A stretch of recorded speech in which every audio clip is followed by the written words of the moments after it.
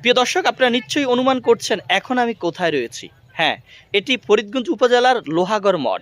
আজ এই পর্বে এই লোহাগড় মঠের ইতিহাস জানাবো। ফরিদগঞ্জের লোহাগড় মঠ চাঁদপুর জেলার অন্যতম ঐতিহাসিক এবং ঐতিহ্যবাহী স্থাপনা। এই মঠটি একটি প্রাচীন ধর্মীয় স্থাপনা যা হিন্দু ধর্মাবলম্বীদের জন্য গুরুত্বপূর্ণ। এটি শুধু ধর্মীয় দিক থেকে নয়, স্থাপত্য শৈলী এবং ইতিহাসের দিক থেকে তাৎপর্যপূর্ণ। এই মঠগুলোর সঠিক নির্মাণকাল না জানা গেলেও ধারণা করা হচ্ছে 1700 কিংবা 1800 শতাব্দীর দিকে এটি নির্মাণ করেছে স্থানীয় জমিদার লৌহ এবং গহর, আর তাদের নাম অনুসারেই এই গ্রামের নাম রাখা হয় লোহাগড়। ফরিদগঞ্জ উপজেলার লোহাগড় গ্রামের ডাকাতিয়া নদীর তীরে অবস্থিত ঐতিহাসিক এই লোহাগড় মঠটি সংস্কারের উদ্যোগ নিয়েছে সরকার। এরই মধ্যে